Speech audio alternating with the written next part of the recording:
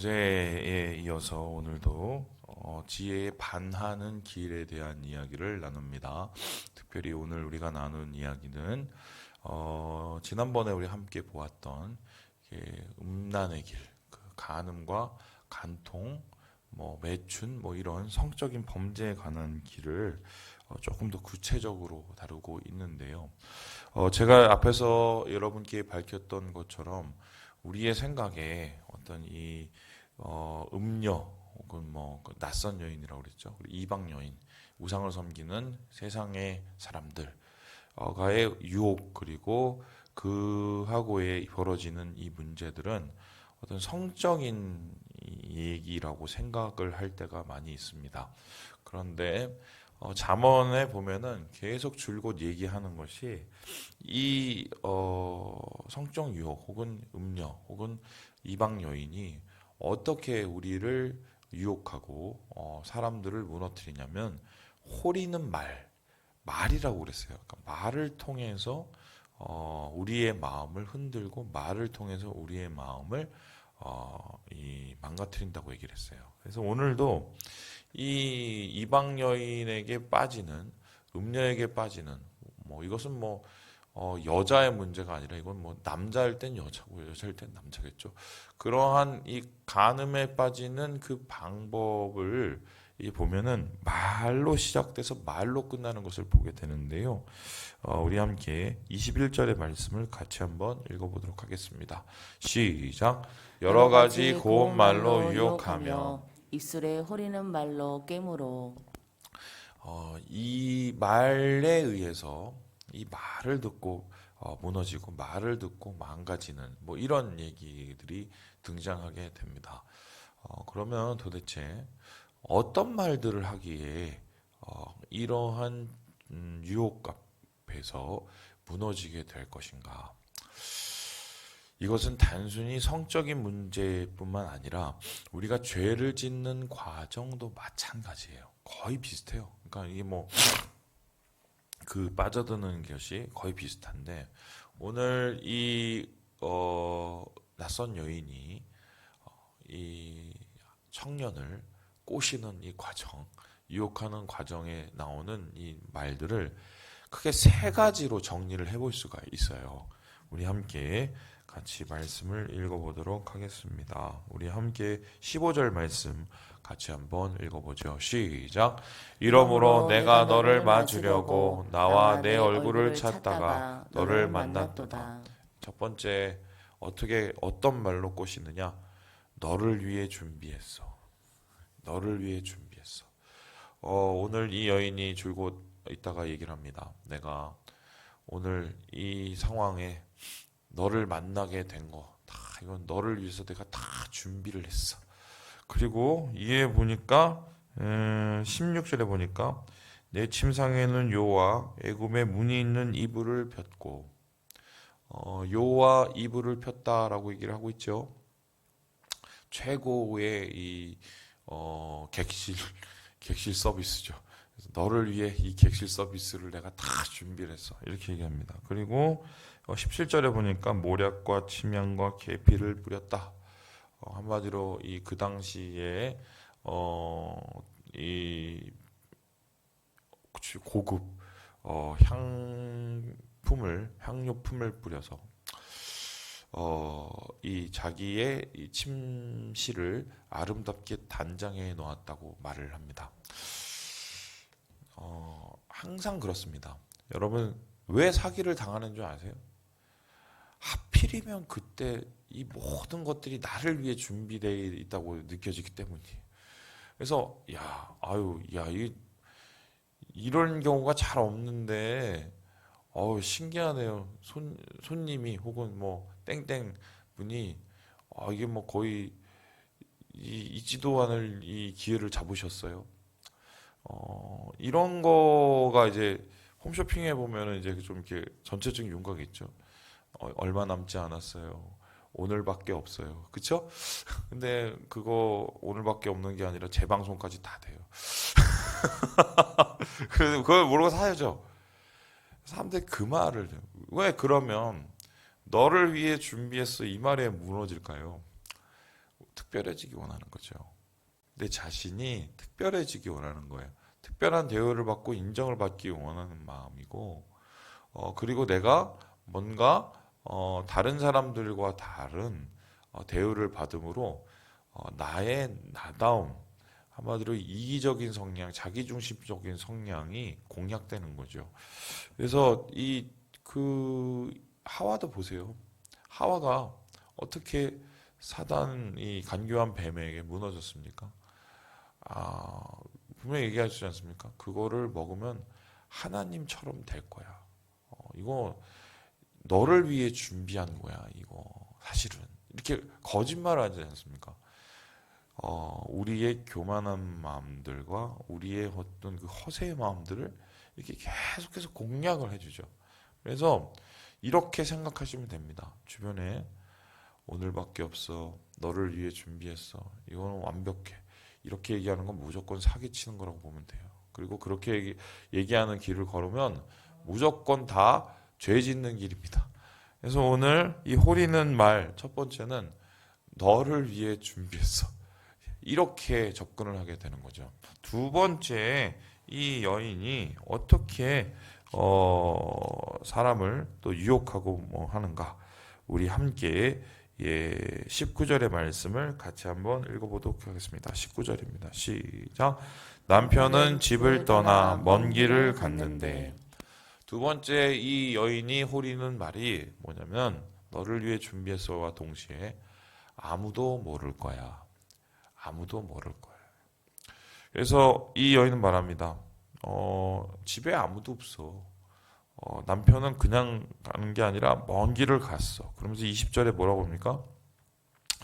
은주머니를 가져갔다고 얘기합니다. 은주머니. 그러니까 돈을 들고 갔다는 소리예요. 그런 소리예요. 돈을 다 쓸 때까지는 안 들어온다는 소리죠. 최소한 보름날에나 집에 돌아온다. 그러니까 여유가 충분해. 와서 너가 즐기고 가도 아무도 모를 거야. 이렇게 얘기를 해요. 아무도 모를 거야. 이런 거짓말합니다. 지금 저 인터넷에 난리가 났죠.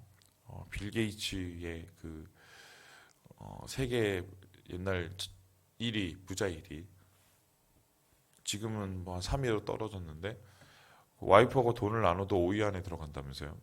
근데 그 사생활이 지금 다 까발려졌죠 완전히. 여러분 얼마 전까지만 해도 그 사람에 대해서 우리가 많이 생각을 할 때 뭐예요? 기부왕, 그렇죠? 야 저렇게 돈을 벌어서 사람들을 위해서 저렇게 애쓰고 말이죠. 뭐 아프리카에 있는 뭐 말라리아를 퇴치하기 위해서 뭐 돈을 쓰고 막 이렇게 막 엄청난 기부를 하는 것을 통해서 훌륭한 사람이야 이렇게 생각하시는 분 많았어요. 그런데 그 민낯을 우리가 보게 되죠. 그 부인이 최근에 이혼을 했죠. 이혼을 한 이유가 뭡니까? 도저히 더 이상 두고 볼 수 없는 부끄러운 사생활, 그죠?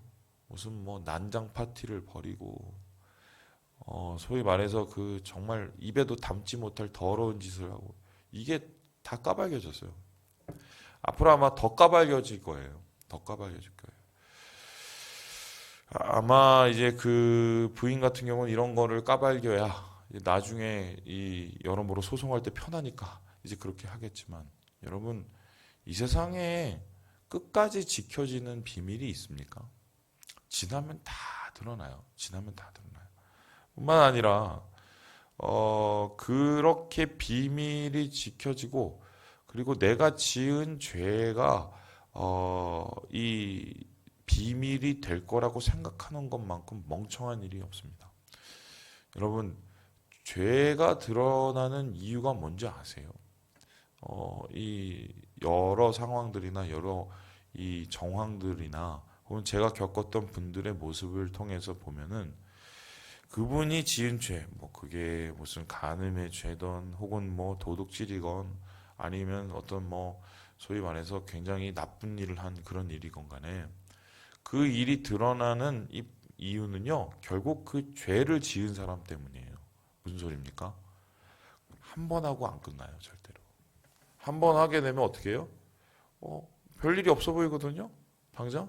그럼 두 번 하지요. 두 번 해도 별일이 없거든요. 그러면은 맨 처음에는 굉장히 숨죽여서 하던 일, 남의 이 보면서 하던 일을 나중에는 너무 떳떳하게 해요. 그래도 모른다고 생각을 하게 되죠. 결국 그러한 이제 부주의함들이 드러나서 그런 것들이 증거가 돼서 결론적으로 이게 꼬리가 밟히죠. 이 세상에 감출 수 있는 죄는 없다. 사람에게 감추어질 수 있는 완전 범죄가 혹여나 있을지는 모르겠지만 그래도 절대로 속일 수 없는 두 사람이 있어요. 첫 번째 뭐예요? 자기 자신이고요. 두 번째는 뭐예요? 하나님이세요. 하나님이 다 알고 그리고 그 죄를 지은 자기 자신이 다 알죠. 다윗의 경우를 한번 봅시다. 여러분 왜 다윗이 뭐 그 여인을 간음해 갖고 한마디로 그 아이를 낳고 말이죠. 뭐 그런 일을 벌였을 때 하나님께 그렇게 나중에 정말 전적으로 회개하고 무릎을 꿇고 눈물을 흘렸음에도 불구하고 하나님께서 왜 다윗에게 보응을 하셨을까? 그 보응이 무엇이었습니까? 너는 사람이 보이지 않는 밤에 그 일을 행했을지 모르겠지만 나는 백주 대낮에 부끄러운 일들을 너희 가정 가운데 다 보여주겠다고 했습니다. 그리고 어떻게 해요? 실제적으로 칼부리 민원하고요. 그리고 자기의 아들, 딸들 사이에 성적인 이 문제들이 벌어질 뿐만 아니라 심지어 압살롬이라는 자기의 가장 사랑하는 아들이 다윗의 이 첩들을 공개적으로 다 범하지 않습니까? 엉망진창 콩가루 집안이 돼버리죠. 왜 하나님께서는 그렇게 다 까발기고 다 드러냈을까? 하나님께서 보응하시는 거에는 분명한 목적이 있어요. 그 목적은 뭡니까? 다시 그 죄를 짓지 않게 하는 것이었는데요. 그러면 다윗에게 다시 죄를 짓지 않기 위해서 왜 백주 대낮에 다 까발겨지는 방법을 택하셨을까? 다윗의 마음에 그 죄를 지었을 때 그 죄를 지은 것보다 더 사악한 게 뭐냐면 그 죄를 감추려 했다는 것이고요. 그리고 그 죄를 사람들이 모르고 하나님이 모를 거라고 생각했다는 겁니다. 그래서 그러한 이 마음 속에 있는 못된 마음 아무도 모를 거야. 그 못된 말 그것으로부터 다윗을 자유케 하기 위해서 온갖 비난과 또 온갖 여러 거리낌을 공개적으로 당하게 만드시죠. 그것이 다윗에게는 평생의 아픔이자 그리고 그를 다시 하나님 앞에 이끌어줄 평생의 어떻게 해요? 교훈이 되었을 겁니다. 그래서요, 저는 항상 그렇게 얘기를 합니다. 죄로 인한 그 보응은 우리가 죄를 갚을 수는 없어요. 하나님이 그렇게 놔두지는 않으세요. 내가 죄로 인한 보응을 우리가 감당을 할 때 그 죄를 갚을 만한 보응의 그 수준은 안 주세요. 하나님이 우리를 사랑하셔서. 하지만 뼈아픈 보응을 주십니다. 그런데 그렇게 뼈아픈 이 보응을 주시는 과정, 고통을 주시는 과정을 어떻게 지내느냐가 되게 중요해요.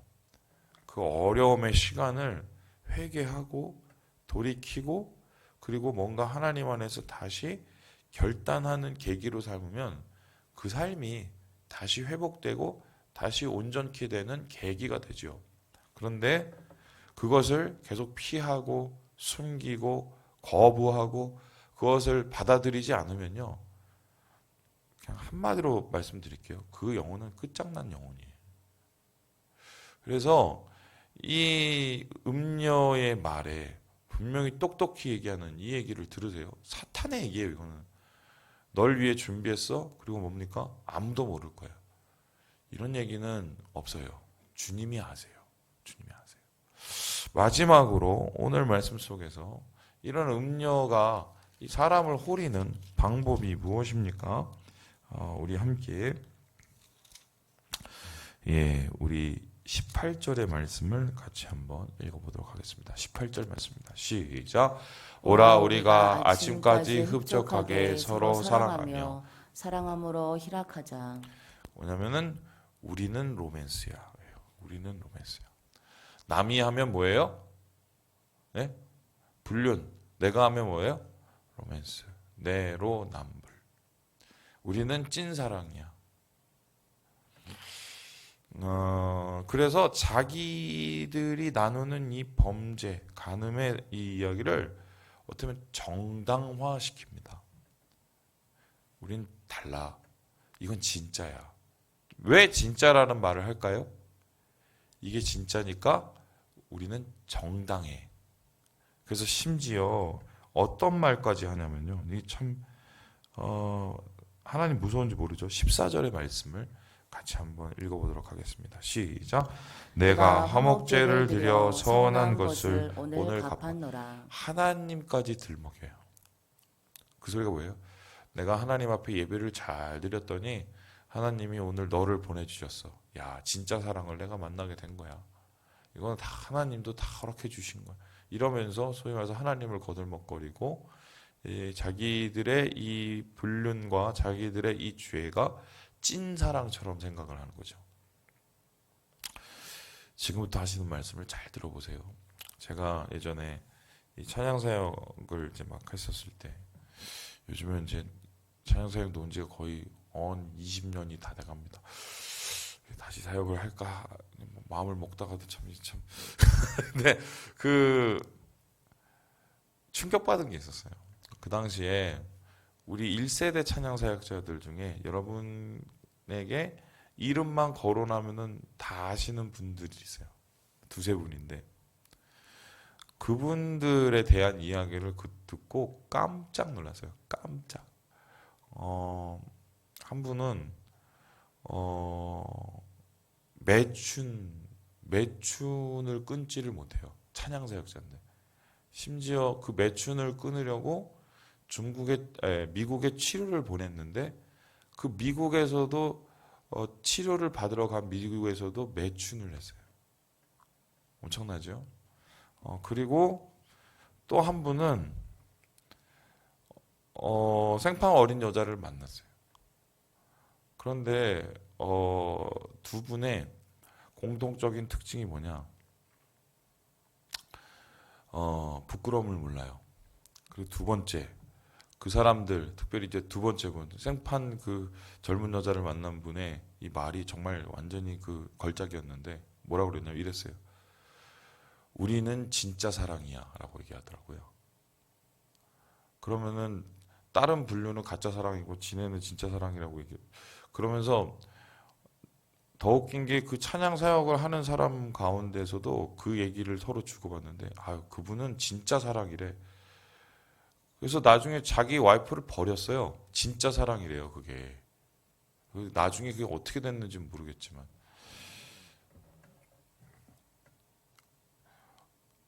그 말이 돼요? 네, 말이 되는 얘기예요, 그게. 그러면은 불륜을 할 때 혹은 뭐 그 간음을 저지를 때 가짜 사랑이 있고 진짜 사랑이 있어요. 네. 그게 결과적으로 자기를 합리화시키고 정당화시키려는 것 아니겠습니까? 그래서 자기가 한 행동을 제대로 보지 않고 부끄러움을 모르는 행위들이죠. 하나님이 그 행동에 대해서 그래, 너희들은 진짜 사랑이더라 이렇게 얘기하실 것 같아요. 네? 그렇게 자꾸 자기에게 합리화를 시키고 자꾸 자기들의 행동을 그런 식으로 정당화시키니까 거기에서 벗어나지 못하는 거예요. 어떻게 그런 말을 할 수 있으며 또 어떻게 그런 얘기를 전혀 부끄러움 없이 할 수 있을까? 저는 그 이유를 압니다. 영적으로 마비가 되기 때문이에요. 그래서 오늘 말씀을 보니까 지금 이렇게 이야기를 하고 있는데요. 우리 함께 22절의 말씀을 같이 한번 읽어보도록 하겠습니다. 22절의 말씀입니다. 시작. 젊은이가 곧 그를 따랐으니 소가 도수장으로 가는 것 같고 미련한 자가 벌을 받으려고 쇠사슬에 매이러 가는 것과 같도다. 죽으러 가는 거죠. 영혼이 죽죠. 그리고 그로 인해서 모든 관계가 죽어버리죠. 그리고 제일 중요한 게 하나님하고의 씻을 수 없는 관계의 문제가 생겨버리죠. 그래서 오늘 이 잠언 기자는 이러한 길에 미혹되지 말 것을 얘기하면서 정확하게 그가 걸어가는 그 길이 어떤 길인지를 우리에게 설명을 하고 있는데요. 우리 함께 27절 읽고 마무리하도록 하겠습니다. 27절입니다. 시작. 그의 집은 수월의 길이라. 사망의 방으로 내려가느니라. 죽으러 가는 건 죽으러 가는 거. 이 말씀을 마칩니다. 여러분, 죄의 패턴도 똑같습니다. 너를 위해 준비했어. 예? 아무도 모를 거야. 그죠? 이게 진짜야. 그런 거 없어요. 예. 하나님 앞에 거리끼는 정당한 것은 이 세상에 존재하지 않습니다. 제가 여기에 대해서 더 많은 얘기를 할 수 있어요. 제 주위에 이렇게 무너지신 분들이 워낙 많아서 심지어는 목사도 제가 알아요. 이렇게 무너진 목사도. 좀 말 같지 않은 말을 제가 그분한테 들어서 그 다음부터 얼굴도 안 봐요. 친하게 지내는데. 정당한 사람이 합리화시키는 게 얼마나 대단한지요. 예. 영혼이 죽어간다는 것을 기억하시고 이 죽음의 길로부터 우리 자신을 지켜서 절대로 사망에 이르는 범죄의 길에 이르지 않도록 혹여나 이런 길에 유혹을 받고 계신다면 명심하세요. 벗어나지 못하면 죽어요. 예, 죽음의 길로부터 벗어나 하나님의 생명의 길로 모두 나아가시는 사랑하는 우리 형제 자매들 되시길 주님의 이름으로 축원합니다.